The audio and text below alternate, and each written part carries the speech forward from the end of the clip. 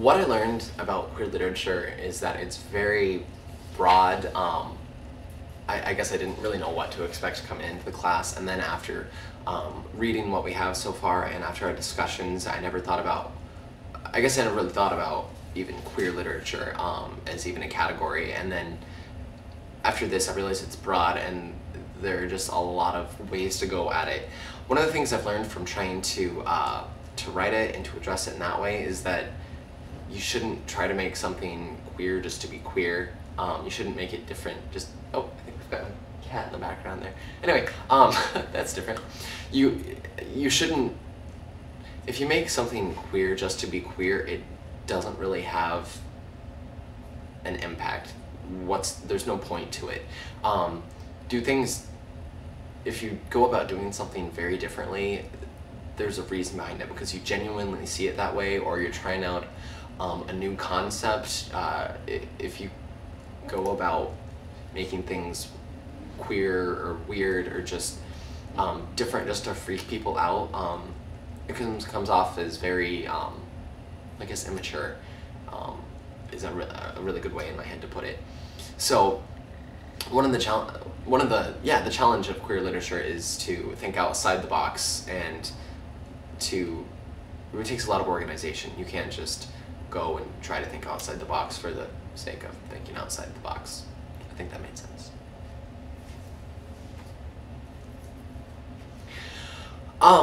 The piece as it is now, I still feel like it's incomplete. It's still not where I wanted it to be. I mentioned earlier that I ran out of time, or didn't give myself enough time for creating the puzzles, and so I feel like there could be a lot there, but I'm still very unhappy with the third section.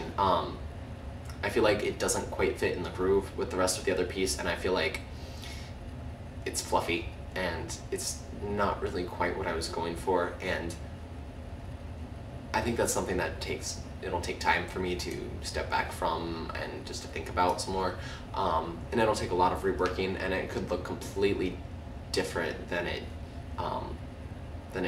does now in a completely different form. I just feel like it's not very tactful with what I'm trying to say, so I would really like to go through and re-examine that, and then also to create more puzzles and to eventually print it on real paper with real colored ink, because that would be pretty neat. But overall, I'm really enjoyed the project, and I would like to work on it further, and I'm happy with what I have. I feel like it's a good thing to expand upon. So I really enjoyed it. I would appreciate talking about this with you at some point, especially after I've done some work on it, get some feedback now, and then maybe if I go back and revise it quite a bit in my own spare time, it would be nice to chat about it. Okay, alright, I think that I addressed most of the things in my head and most of the things that you had asked me to think about. If you have any questions, feel free to contact me. Whoop, there go the police. I guess that's what happens when you film.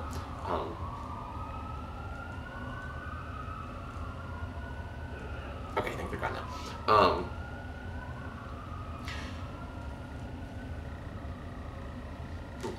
Alright, so if you have any questions that I didn't get to, feel free to email me, or if you have any questions about the piece in general, feel free to let me know. But otherwise, have a good spring break, and I will see you in a little over a week.